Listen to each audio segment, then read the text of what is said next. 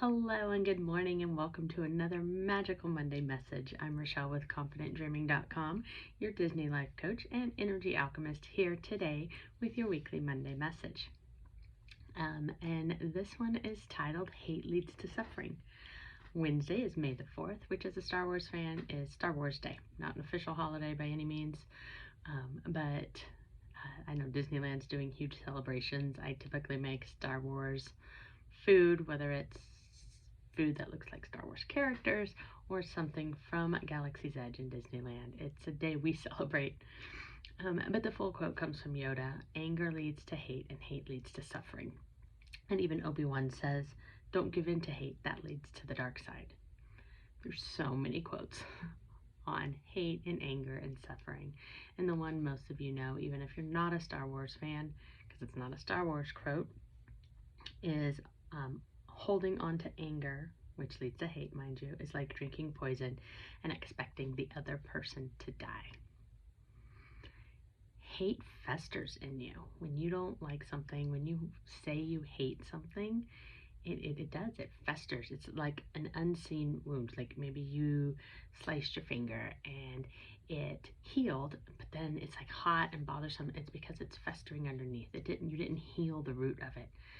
So you could hate something and say, no, it doesn't bother you. Like, I don't like that person. I hate that person, and they're out of my life, so I'm fine. But really, truly, in your heart of hearts, it's festering. It's like drinking that poison and expecting something to happen to that person. The only antidote to being angry about somebody, or even not caring, or having hate, is forgiveness. And we were brought up, I was brought up, my generation, I'm sure, forgive and forget, right?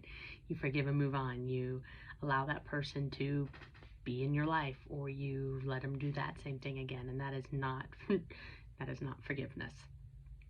Being a sorry is, or forgiving someone doesn't mean that they even have to be sorry or ask for forgiveness. Because most of the time, the ones that hurt us most won't ask for forgiveness. They have no idea. They don't think they've done anything wrong. Usually, even if we think we've done something wrong, we'll put the blame on something or someone else. So usually that person we have to forgive, we just have to do it on our own. Now, that also means you don't have to talk to them.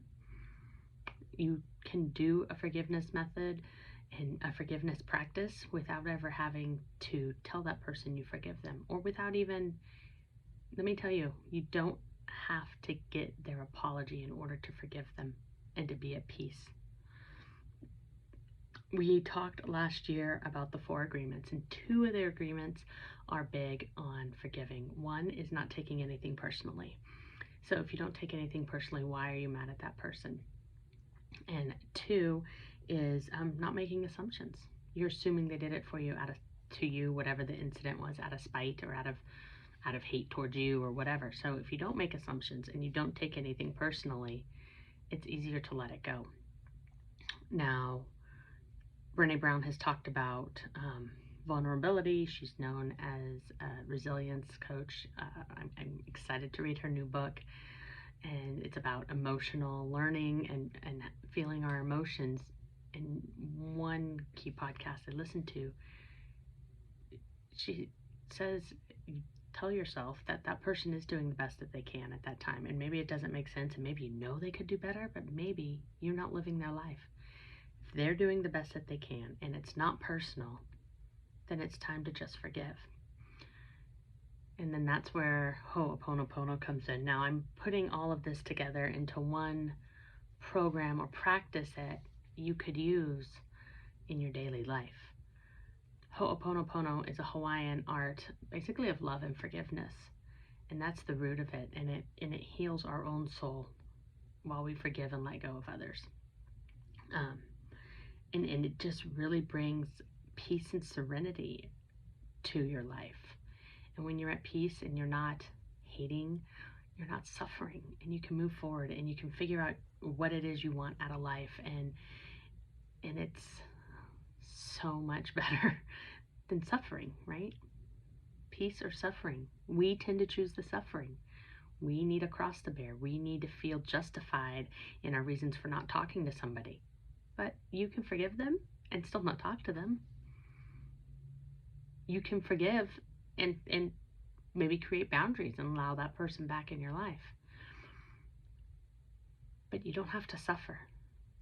If you're suffering, if there is somebody you need to forgive and you just can't seem to do it, because there's several books out there I can recommend.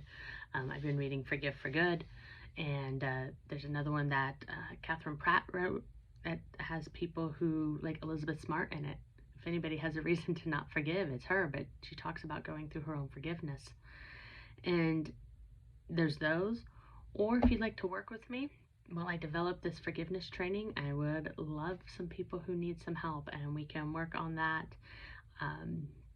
It would be complimentary, just a review of the process, something I can use on my website. But I truly believe that forgiveness is the way to peace and a way to go chase your dreams.